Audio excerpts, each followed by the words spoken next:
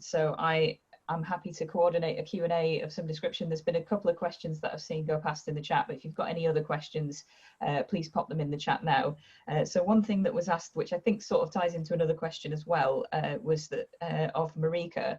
So the events are now going to be free, right? You're not charging for events this year.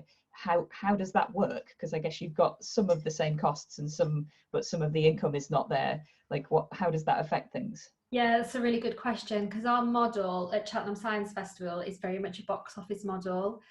So normally our ticket prices, you know, they're about £7, £8, £10. And the Brian Cox event was going to be like something like 25 quid. If I can't remember, it was over 20 quid. But we're not building Festival Village. So the Festival Village is our main costs, which is all the staff. Every event 10 has got, you know, an event manager in there, a tech manager in there, all the tech, the whole build, as well as the VIP room, and keeping that in, you know, with enough cheese in there and stuff like that. So we've obviously lost those costs. So because it's the first time we've done an online festival, we didn't dare to think about charging for it. And that's not really the way that it's been, you know, out there, is it? Like the bulk of stuff that I've been seeing and watching since lockdown has all been free. So we just wanted to go for that. We brought as many corporate sponsors with us on the journey as possible, and we've set up a crowdfunder. So we're really hoping that people will, you know, even if it's just £1, if, you know, we'll put that in to cover our costs. So that's what we're fingers crossed really with the crowdfunder. So every event's going to be like, if you can, you know, donate to our crowdfunder, and there'll be the message there. Yeah, so I mean, I guess if get fed up. Yeah, if you're someone who was otherwise planning a trip to the festival, then there's a lot of costs that you're not having to pay out for hotels and travel and all of that stuff if you were going to come down for the week or whatever.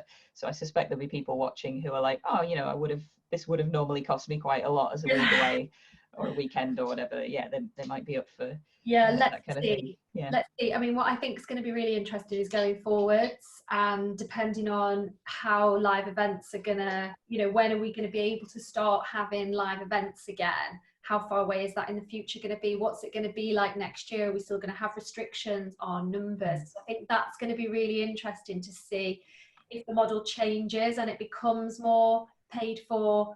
I think that's certainly something that Cheltenham Festivals will be hoping that we can start to, you know, do. I think we're just going to have to see how it goes. Yeah, and I guess, yeah, even if it's not a fully released lockdown, or even if it is, it might be worth trying to do some online events alongside real world events as well. Another thing that I think is going to be really interesting after this is, okay, so we've all built like a digital audience now, or we've built technology now that we can do this. How is that going to work going forwards alongside a live festival? So I think it's all up for grabs really, and we're sort of testing it out every step of the way. But definitely I imagine that the people are going to want to start to move towards charging for online events. So I think we'll just have to see how the public responds to that really. Yeah, I mean, there's definitely an argument, like I've seen various musicians talking about this, because a lot of people are doing online gigs now, and, you know, because things are on the internet, because of the way the internet works, a lot of people expect those things to be free.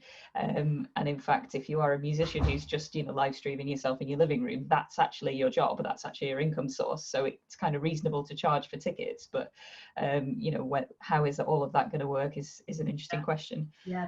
I think there's not been any specific questions in the chat. There is one specific question which I will address, but it kind of ties into one of the things that I've jotted down here, which says, are you going to post cheese boards to all the speakers? But what I mean is, like the question in the chat was, what is the cheese budget usually? But I think cheese is a metaphor here. So there's reference made to the cheese. The reason for this is that one aspect of Cheltenham Science Festival is that there is a green room for speakers. And for a lot of people, you know, their main motivation for going and doing this science festival is because it's a chance to meet other people that do these kinds of things, and other scientists, and there's a lot of really interesting conversations go on there. I think a lot of people do book in actual meetings at the Science Festival Green Room, completely unrelated to the festival, and I guess part of it is going to be that networking aspect, and I suspect this also applies to Ashley as well. Like, is there a way that you can build that in? Like, are you going to run you know, like a Zoom call for all the people who've been doing things at the Science Festival, because they don't actually get to meet each other? And will there be any aspects of Big that are more kind of networking focused rather than just the sort of knowledge transfer sessions?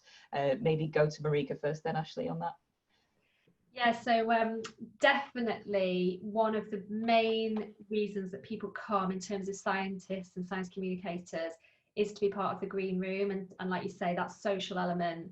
And we don't pay very good fees for our speakers. You know, we have a standard honorarium of £100. We get a lot of stick for this, you know, in the sector. But you know, we give people their travel and accommodation and all their food in the green room with a lovely cheese board every day. So this massive element that's going to be missing in the online. And then we all do like after hours, everyone goes to a pub in Cheltenham, and you know, the volunteers go, the speakers go. It's just really social event, you know, in SciComm, like Big is. So yeah, I'm looking at the minute about how to do like a social. I've been talking with Jamie about it, you know, who runs the SciComm socials for advice. I wanted to do like a house party, but I just feel like, you know, another app might be a bit too confusing for people, and as everyone's sick of Zoom, so I'm just sort of, you know, talking to people at the moment about how best to do that, to get this like virtual green room experience. So there'll definitely be something, but I've not quite worked out what yet. Cool. Yeah. Yeah, so from Big's perspective, yeah, I mean, like some people don't even come for the sessions, they just come for the networking. And sometimes sessions are hit or miss, and you might really get some sessions that you think this was really great, and some years the sessions aren't really for you, but the networking is always one of the reasons why people come. So that's one thing that we're kind of losing. And I think that the way we're thinking about this year, this is not the new normal for us, hopefully. This is just kind of a stopgap, but what can we do to kind of bring in that social element? And at the moment, we're kind of talking to Sam Langford about doing some kind of a quiz, pub quiz on the Friday for that social element, but then also saving slots in the normal 3 days that we would have for like an update on like what's current and what's happening in schools, because like people have already mentioned before, things are changing so much right now that who's to say what's going to actually be happening in July. But then also we're going to save a little slot for kind of festivals and live events. So even if there might not be an update on what's current and happening in live events, it might be people like us who get together who are like, oh, it'll be so good to see you in person again. So watch this space, but yeah, trying to do something social so we don't lose that aspect. Cool. Good. So I think there's maybe time for one more quick question to squeeze in. I don't know if I've seen anything in the comments. Marty's asking, when will more information about Virtual Big be made available? I'm sure you can get on to Marty about that soon, Marty. One of the things that Katie mentioned that I thought was quite interesting was that they've been able to score a really high profile speaker, which is kind of a cool aspect of this, that like it reminded me of the day because Ben Sparks was invited to come and speak at like a local Python user group, I think, on the basis of having done a number file video about a thing that lent itself to being coded in Python. And they were like, oh, let's just get the guy off number file, right? He can come and do a talk for our Python group because he doesn't have to actually come here now. So he could like be part of that event, even though it's run by a local organization. And maybe given that now the effort for someone to actually participate in something is much lower, maybe there's still work, to be clear, but you know, it's not as much of a bar, and people might have time to occasionally jump in and do things. Like maybe that's a benefit, perhaps. I think that's something that we're as well as you know, it was great to get Kate Forbes to do this video for us, and I think partly because she could film it from home, so she could do it any time. It's not even specific, but it's an element of Maths Week Scotland that I've been looking at over the last 2 years for trying to reach more into the Highlands and places that it takes so long to travel to anyway, especially if people are coming up from England, but even from, you know, the central belt of Scotland. It takes a whole day to get there and back anyway, so that's half of Maths Week for the school week gone anyway. So yeah, that's something that I'd been looking at over the last 2 years. So I'm quite excited by the idea that we'll be able to explore that a bit more this year, and that going forward, that's something that will be able to help, because I definitely hadn't cracked how we reached the Highlands successfully. So yeah, that's an element that we're looking at. It is interesting. There are two really positive points there, aren't there? There's one about speakers being more available. You just ask them, and it turns out, yeah, I'm sitting on my computer anyway. And if you're running a local event, which only sort of 30 people could get to, and it's online now, suddenly the reach has gone up as well. So those two accessibility things are an interesting change for the positive, even if we have to be careful not to expect the same events that we plan to work locally to be exactly the same working online. But yeah, it's been really helpful to hear the three different takes on online events being translated, real face-to-face events being translated into online. I think there was one other question that came in the chat, which I missed, which was, so thankfully it's a question for not Marieke. So Marieke mentioned the kind of tech setup that they were thinking about using. Do the other speakers have any thoughts about what kind of tech they're going to use and how they're going to set it up? So maybe Katie first and then Ashley. No, that's...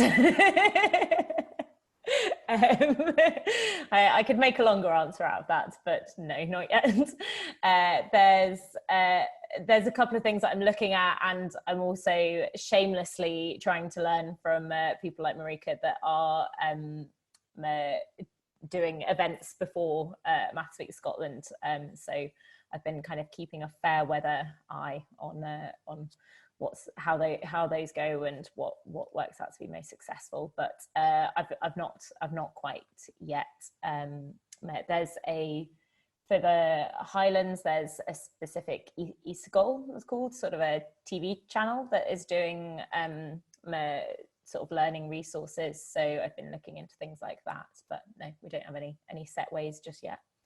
Well, I can recommend, there was an excellent session a couple of weeks ago with the Talking Maths in Lockdown team about using different online platforms and how each of them work and what the pluses and minuses are. If only they recorded it. We've recorded if only, those. Ben, if only. Hold on a minute. Yeah. If only they'd got the subtitles written. Oh, wait. Yeah, they will be appearing on YouTube absolutely imminently. It turns out subtitling takes a lot longer than we thought, and we're keen to make sure that everything is kept nice and accessible. So we wanted to make sure we get that done before we unleash those on the world. But we will put the links to those on the website, I guess, yeah, is the sensible place to do that. So if you go to the Talking Maths in Lockdown bit of the front page of the Talking Maths in Public website, the links will be there. And the one from a couple of weeks ago tomorrow, is basically maybe ready any day now. And then the one from last week will be in another week's time, and this one will be in 2 weeks. That is apparently the schedule that we've settled into. So hopefully that. Ashley, over to Ashley. Yeah, so Sam had mentioned, because Sam and I had a conversation yesterday about that Talking Maths in Public thing, so I am really keen to see that as well. So we don't know what software we're going to use yet, which is why we haven't really put any information out, Marty, about, Marty Jobson was asked about when we're going to say more about Big, it's because I don't know how I'm physically going to deliver it. I don't know yet. But what we're doing is we're doing some research with that accessible funding training that we, accessible funding money that we got. So we're putting some money aside to pay for somebody to do some research into what software works best and how we can do it. So, I mean, Zoom seems likely, but I know there's also lots of other things out there. And, you know, like Katie S has said, we want to try and be as accessible as possible. So subtitling and closed captions and as much accessibility as possible. But I'm aware that we're running out of time. The end of July isn't that far away. So I'm hoping that whatever we land on is a pretty good way to do it, as opposed to just whatever is there. So. I wonder if anyone else, sorry Sam, go on. I was going to say, I'll add to that we tweeted yesterday about something else that's looking at online platforms and different ways of doing things online. So do take a look at that if you're considering things. I think there's a day this week or something.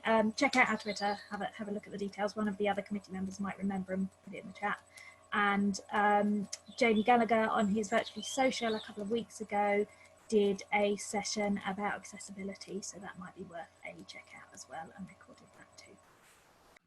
In the general format of online events that are replacing offline events, it'd be interesting to hear that other people have feelings about what sort of thing they would find most appealing. Like, this is particularly for the people who are still in the chat. For example, a Zoom call is, as we discussed in our video session interactive in that everyone gets a video and has the potential to join in on the mic, whereas a different piece of software like streaming to YouTube is much more of a sort of front-led presentation thing. And I wonder what people's reactions are, whether as presenters or audiences you'd prefer to go to. I mean, I'd like to know what you think, and I'm sure Katie and Ashley would like to hear what you think. Yeah, I mean, so we're putting together some events for Marieke Science Festival in June, and she said a lot of that stuff is pre-recorded. So there's myself and Jamie Gallagher, who everyone knows everyone, and another science communicator called Nate Adams have put together a show about the science of colour, and we've done that entirely as a pre-record, rather than trying to do that as a recorded Zoom call, because we all have I think too high standards. We've all kind of recorded our own bits and done lots of editing and fun little gags and kind of effects and that kind of thing. So it's actually quite a polished bit of video, but we're going to include lots of interactive stuff in that. So there's things where we say, click on this link, go to this page, do this thing while you're watching along. And we're also going to be on a live chat while that is going out. So if people have any questions, they can talk to us and ask, which I think, because Marieke was keen to keep it as something that is a science festival experience. You know, watching a video on YouTube is something that you can do anytime. Whereas that kind of thing is one way to keep it a bit more interactive while keeping the sort of pre-recorded aspect that satisfies the festival funders who are terrified of things going wrong live. But we're also doing some live workshops as part of the same festival. So Ben and I are doing a workshop on mathematical proof, and I've got another workshop that I'm doing with Hannah Ayub, who some of you met at the TMiL conference, we're doing a maths and art workshop. So we're going to get people constructing things with ruler and compass and then colouring it in and doing some nice pictures with it. So that's going to be really good fun, but that's also quite an interactive thing. So they will be able to watch us on the screen, but every so often we'll just go, all right, spend 10 minutes drawing, you know, go off and do this, you know, ping us if you've got any questions. And I think they're going to use Zoom webinar for that, which is something we didn't necessarily mention in the session. We didn't really know about it at that point. Yeah, right? I don't know what it is still. I think it's like Zoom, but much more of a presentation tool. So imagine a live stream where you can invite people onto a panel and they get a video and mic access. But in general, people attending don't have that, which is an interesting variation. But they can type in a chat box. Yeah. So it's sort of a mixture of the two. At work, they're using a slightly different one called Webinar Jam, and they had a Jim Al-Khalili talk, I think it was just before we all went on furlough, and again used a similar sort of format that Marieke was talking about, where it was a free event, but they asked for donations, and it went really, really well. It was really, really positive.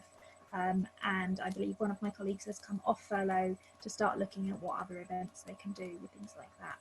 And then when we were doing short videos, because we already have a very established YouTube format and level of quality that we knew we weren't going to hit for short videos, we did Facebook live stream, but again it was all pre-record, and the live bit was the interaction in the comments. Yeah, and I think it's a very difficult balance to strike, because again, you've got to think about accessibility. You know, not everyone is going to be able to watch a live stream of a thing if they haven't got the tech or if they haven't got the bandwidth on their internet. But I think also, you know, people learning new technology, they're going to sort of be catching up with it. They might join in the thing late because they've not sure how to work it and all of this kind of stuff. And I've tried to build in some of the workshops that we're doing, like you know, I've got like an online gadget that people will be pointed to, that's a thing that they can click on the screen, but there's also a print button in the corner. So if they want to just print that out and get a paper worksheet version of that thing, then they can do that as well. So I'm kind of trying to think about these things. I know in practice, if people are watching a video, they want to do it at the same time, so it needs to be something quick. But you know, you can do things like so the session that Sam and I are planning for Big, we're thinking about sending some stuff out ahead of time and saying, you know, have a look at these worksheets, have a play with some of this stuff, and then we'll discuss it in the session. So maybe that kind of thing will allow something to be a bit more interactive while still having there's an online thing that you're communicating with someone, you're seeing someone live and talking to them, but also you're not spending the entire thing staring at a screen, which is possibly a noble goal given how much staring at screens we're all doing at the minute. Cool. Katie Oldfield, yeah, go on, if I can just throw in there that because we're online now, we have the opportunity to do something very different. So actually one of the sessions that we're looking at for Big Online is a session about podcasting. And when it was in person, it was going to be like a 2-hour event, and you would try and squeeze together, you know, information about how to record video, how to edit it, and then actually create some content. So now we're hoping that we can possibly turn that into 2 sessions, so that you would do the first session that's about recording video and how to get good quality video. And then as a participant, you go away for a week or 2 weeks and record something. And then you come back for part 2 of the session, and then you can talk about editing it. So everybody will already have something that they can then work on their own. But we could never do that if it was an in-person event. So we're trying to look at ways that doing things that we would have never been able to do, that actually this is probably a better way to run that podcasting session than it would have been in person. I was going to ask Katie Oldfield if there are any plans for Maths Week Scotland to try both sorts of setup for events, or I realise that it might not be that far along yet. Do you mean live and pre-recorded ones? Yeah. So I don't know at the moment. I'd spoken to schools about this in the far north of Scotland for last year, when we were looking at performers and things about whether we record a performance and it's just available for schools that aren't able to travel, that we're not yet reaching, versus a setup where we stream a live event to them. And I saw that it came up about that psychological difference. The ones that I spoke to, it was just kind of a small group, all came back and said like that the live one would be really preferable, even if there was no interaction, that just that feeling that they were still part of Maths Week Scotland. There's a free song of like, it's also live events possibly go wrong, and that like there's no exactly the lack of a safety net is quite an engaging item in a setup. Absolutely. It's the only reason we're ever watching relay races in the Olympics, right? Is that just me? But yeah, I think there's an element and a niceness to it, everyone doing it at the same time. On saying that for this year, because of kids maybe being at home, maybe being in class time is likely not going to be able to be given up to fun Maths Week things. It might be very curriculum focused, that it would have to be a live event that's recorded, I think is the way that I would want to do it. But I'd like to keep that live element and the importance of it being Maths Week itself. I think it's important. I think just as a point, Ben, there's in what could possibly be the first use ever, Ashley has politely used the raise hand feature. Did you have a comment? I don't know if anyone's ever done that. Would you like to say something, Ashley? No, I said my thing because I raised my hand because I wasn't sure if I was going to get in there, and then I got in there and I don't know how to unraise. Your hand is stuck in the air. All right, we can put your hand down for you. Yeah, good. Yeah, I think the point that's just been made in the chat is that, as well as this kind of live things are more exciting because there's the potential for things to go wrong, it also means if you've got something that's pre-recorded, people maybe expect a higher standard from it. Yeah. So, that feels like maybe a bit more difficult to, I guess you can watch it through and make sure it's okay if it's pre-recorded, but, sometimes when you record something, if the thing you're recording is a thing that was happening live, like a Zoom call, as Marieke was saying, one of the cameras doesn't record, there's not much you can do about that because the thing has now happened. So it kind of creates all kinds of challenges in that sense as well. And a lot of the pre-recorded stuff we've done, I just stood in front of a camera and did it. And if I wasn't happy, I just kept doing it until it was right. So, that's a different thing as well.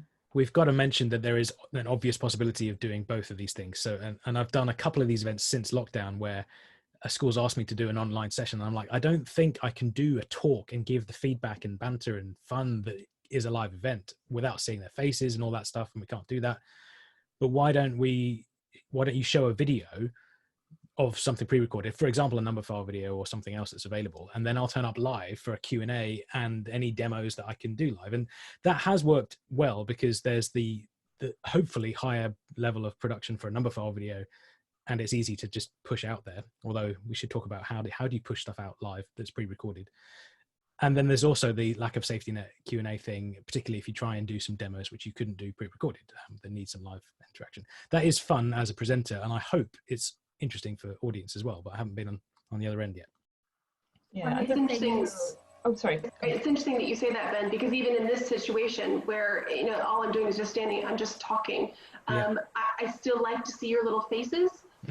Because it's reassuring to see that there are people who are going, yes, and not, no, that's awful. It's still, that's, the live event, and it's not just the audience experience of live event is the speaker. And you know, I'm sure a lot of us would much prefer do a live event to an audience you can actually see, as opposed to just talking to a camera. Having fun on stage, getting some reaction from the audience is absolutely essential. And that's the hardest thing I've found. Like, as a teacher as well, you cannot talk to a class when they're a vacuum. You just talk in, and then I just dribble to a stop. I'm like, is anyone caring? One of the things, it's pretty horrible, yeah. One of the things we were thinking about before furlough, and it links totally back to what Katie Oldfield was saying, was we were thinking about how to make stuff like properly interactive. So the workshop program that I work on, it is an interactive workshop. Like the vast majority of the time is the kids doing stuff. And that's really hard on a video, particularly on a live video, because you're like, hey, go and do this activity. And then you're just sat there waiting. So we were going to pre-record some stuff and put in like, pause here and go and do this thing, and make sure we had some kind of chat or email question or whatever facility, maybe at set times, if they didn't all watch it at the same time, that sort of thing, we'd be available to answer questions or whatever it was that we were going to do. But I was massively excited about finally being able to reach the Highlands of Scotland. I was so pleased about this. It's being able to reach some audiences that you genuinely can't. But then on the flip side, you've lost all the audiences that don't have good internet, that don't have usage caps or bandwidth to be able to watch videos. You know, what are you putting in place for them to engage with what you're doing if they don't have the technology or the sort of paid for facilities that they need to be able to access the sort of high quality stuff? I have a question that could be at anybody, which is if a pre-recorded thing is going to be part of a session at a conference or anything else like that you're talking about, and how do you stream it live to an audience? If let's say, so I was at an event, they wanted to show a number file video and then do a Q&A, and actually they streamed the YouTube of my number file video over Zoom to their audience, and it was although the idea was good, it in actuality was terrible, because you just watch a rubbishy video that's glitching all the time and the sound keeps coming and going, even if they've set up the sound right. So has anyone got better ways of sharing a pre-recorded video to a remote spread out audience? I guess, yeah, you can give people the link to YouTube and tell them to watch it, and you know, press play now. I guess might be because given that YouTube is already hosting and streaming everything at high quality, that works. But yeah, if you try and put it through a video conferencing software, it will do compression, it will do all of the stuff with audio that we talked about a while ago.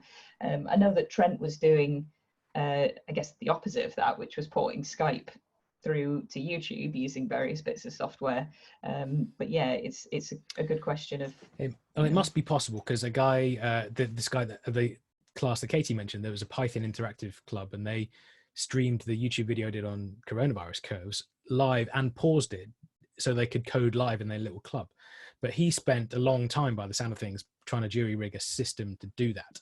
So I think that should be homework for any of us. If we find ways of setting that sort of thing up, that would be a really useful tool to share among our community. I haven't solved it yet, so I just thought I'd ask that. Short stuff. Jamie Gallagher does a short video, like snapshot clips in his Virtually Social, and Sam Langford does a science quiz on Monday evenings, and he gets some people to send in videos of them posing questions. So I've done a question, I sent a video of me asking the question and a video of me giving the answer, and he just puts it in sort of seamlessly into the Zoom call, and everyone sees. I mean, they're short things, but it works really well, so they might be people to ask as well. Yeah, I think if you're mixing with something like OBS, you can just put in a video between a clip of you and the clip of you again. You can just put something in the middle, which I think is what Jamie does for his kind of little interstitial things. But that still sends it over Zoom, isn't it? Yeah, it's still going to be subject. Like if it's just a short clip, you probably wouldn't notice that kind of thing. I know that there's a couple of educational sort of rooms like Big Blue Button, which do a sort of simultaneous YouTube stream where you can pause it for everyone, but they are watching it from YouTube rather than over the call. But do you know if like screen sharing on Zoom does a higher quality, like, because you can share audio on Zoom, I guess, which just puts the audio straight through. I think there's an option to not do the compression, like you can send raw audio. Would that necessarily be I mean, we could probably let's towards the end of this half an hour of extended chat, let's have a little play with that. If anyone's still around for that, right? we'll know how geeky Yeah. you are if you're still around for that. But Yeah. there may be other questions that are not. Yeah, well, it looks like there's some good discussion in the chat going on about this kind of idea of interactivity and how do you make something, because I think part of this is if you are taking a real event and putting it online, you want it to feel like a real event. You don't want it to just be something that people could do anyway. And equally though, with the stuff that Katie was talking about, you know, sending stuff out to schools, it may be better to have something that is just a YouTube video that they can watch in class. Sort of, I'm thinking back to watching Open University videos when I was in primary school, and you know that would come with a package of resources and activities and things to do afterwards, which means that you can then build it into a school timetable, and it doesn't have to be everyone watching at the specific time that it's happening. So there's probably goods and bads to both approaches, I guess. You know, but if it's like here's a video that we're all going to watch together, and the person comes on and is like, hey, it's Maths Week Scotland and you're in this school, you know, maybe that feels a bit more customized to them, and what, you know, whether there's then a sneaky cut and they've just filmed several intros and used the same workshop for the rest of it, I don't know. But you know, maybe that kind of thing can help with that. I don't know if you thought about any of that stuff, Kate. Yeah, it's difficult to think about how that like personal connection can kind of work with it, but certainly that video, combining video with practical elements is something that I'm very keen to do, and that in some ways that maybe even the video bit isn't necessary. So there are some bits that are just practical elements that kids can be doing at home if they don't have the access to any of that kind of video, but that we're trying some new kind of innovative stuff with the videos as well. I think that in my mind sits a bit separate to a kind of live event, so that we have both running alongside each other to try and capture that feeling of live Maths Week Scotland. I hadn't thought of recording the names of every school in Scotland, but perhaps I could maybe I could crowdsource everyone. Everyone can record one. Yeah. I mean, yeah, because there was another comment earlier up about things that are pre-recorded but are pretending to be live, and you know, whether that's sufficient. And it's because it's made me think about the pre-record that we've done for Cheltenham. So one of the things we've included, because Jamie Gallagher was there, and Jamie Gallagher is obsessed with Kahoot, that he's included a Kahoot quiz as part of the show. If anyone's ever seen Jamie and he wasn't doing a Kahoot, that's quite a rare sighting. But he's you know, we put together a little quiz with some questions about the things we were going to talk about, and then we did another little one at the end that kind of tested and reinforced some of the stuff that we'd done in the show. So it was very educationally sound. But the thing about it was we essentially set up the quiz, and we're going to have the link to the quiz in the chat, but we also kind of played a screen record of the quiz happening on the screen. So if you don't want to go over to the Kahoot website, you can just look at the questions and go, oh, I think it's A, to the person next to you. But you can also go on there and your scores will be ranked against everyone else who's watching. But, you know, if we play that video again in 2 weeks' time, people can still go on and click on the same link and they can still do the thing along with it. So it has got that sense of interactivity, and there's bits in it genuinely where Jamie's like, I can see some really great answers coming in here, and you know, thanks for all your wonderful questions in the chat, that, you know, and I'm just like, Jamie, they know that this is a like they're not going to be fooled by this. You can't just say they're all that. going to be going, wait yeah, wait, yeah, I don't know. I think it's a nice thought. It's a nice feeling to make everyone feel involved, and that, you know, we're all in this together. But it was, I was like, yeah. Okay.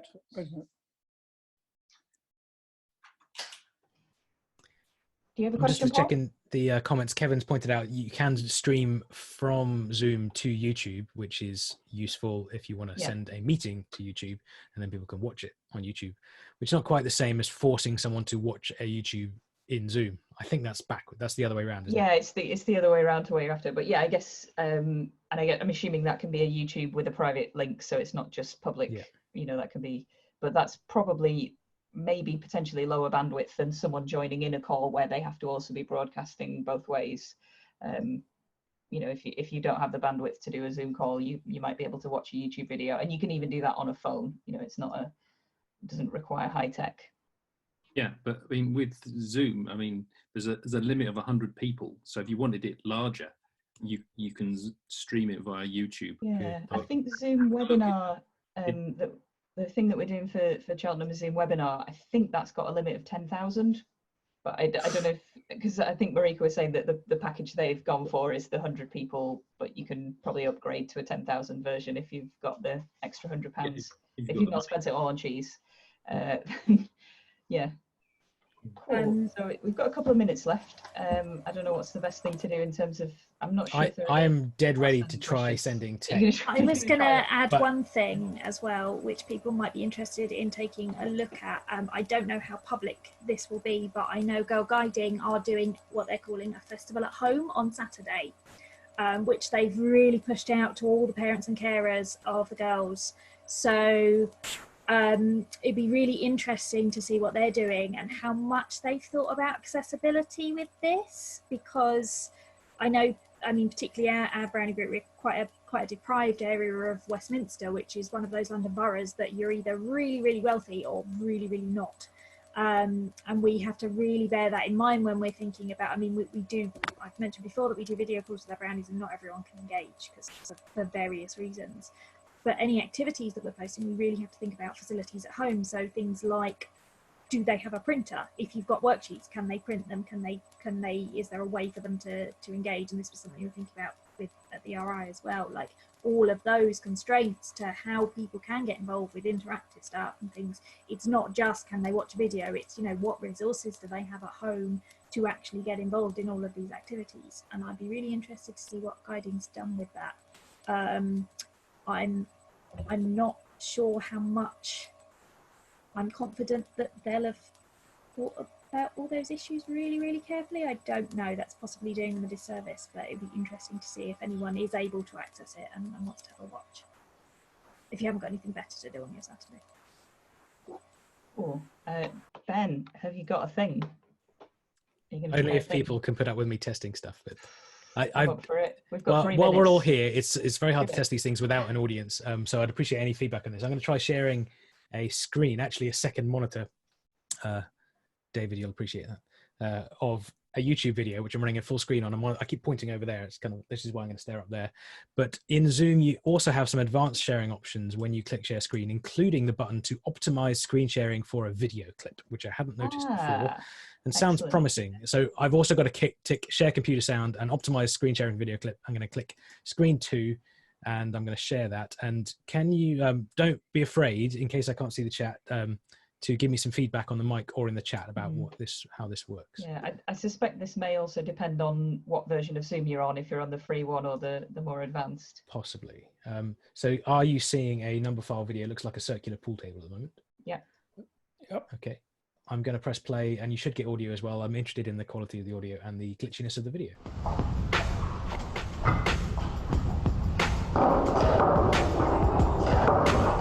I think it sounds like a bathroom Ever anyway, since pool or billiards has existed, mathematicians and physicists have had these thought experiments about mathematical pool or mathematical billiards, because it's great for working out how a particle, or in this case a pool ball, will rebound against the sides and where it will go.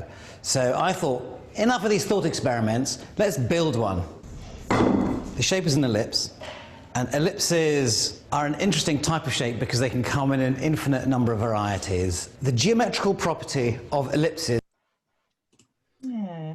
How is the video is slightly jumpy, like there's a very slightly glitchy in the visuals, but the audio is fine. Okay. My one didn't seem to glitch. It wasn't totally smooth, I suppose, but it wasn't. Yeah, it wasn't unwatchably glitchy. Like the pool ball moving across the table wasn't completely smooth, like it occasionally stopped. But that may just be my bandwidth at this end. Like, depends how quickly I'm, yeah. Yeah, the video quality wasn't great. It didn't glitch so much for me, but it didn't look crisp and clear. But the sound came through brilliant. Yeah, no problems with the sound at all. Zoom is good at sharing computer sound. It's a bit of a big comparison between, say, Google Meet, where it's just a real pain to try and get the audio to send, and you have to really jury-rig it. I suspect, like anything, they're working on it. Like, you know, all of these technologies will be getting gradually better, and as they update Zoom, it's going to get slightly better if they're putting more into it. They suddenly realised, oh wait, we're the biggest company in the world now. There's some horrific amount of growth they've had to go through in the last couple of months, I guess. Cool. Feel so free keeping an eye on to, the time. are we going to make a document available for this one as we've done in previous ones, or not? I'm not sure if there's much to put in a document this time. Agreed. We're going to start linking to those documents on the website as well. So they've been in an editable format, but we will change them to a non-editable format before we put the link out on the internet. But there's a document with all of the different video software. There's another document that we did about interactive math stuff online for last week. And I suspect there's not too much to say this week, but if there's enough in the chat to sort of share sort of useful links, yeah, I mean, things, if people want the stuff in the chat, don't forget that you can always click on the little button with 3 dots and save the chat, which will give you a text file with all of the links and things that we've been putting in there during the session. What I was going to ask is if, even if there isn't a document, if anyone does have feedback on things that we've been talking about, like good methods that people use to host meetings, then feel free, please, to feedback to us in the next Talking Maths and Lockdown you come to, or I'm just going to say, drop us an email. That would be really helpful. I'll put the email address in the chat now as well.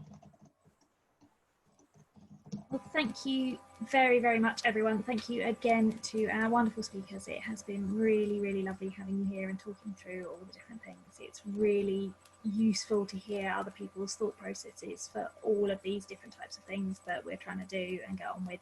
And thank you to all of you for giving up another Thursday afternoon to come and join us and putting up with us testing videos and things like that as well. It's been lovely to see your faces again, and we look forward to seeing lots of you next week. Thank you, everyone. Thanks for inviting me.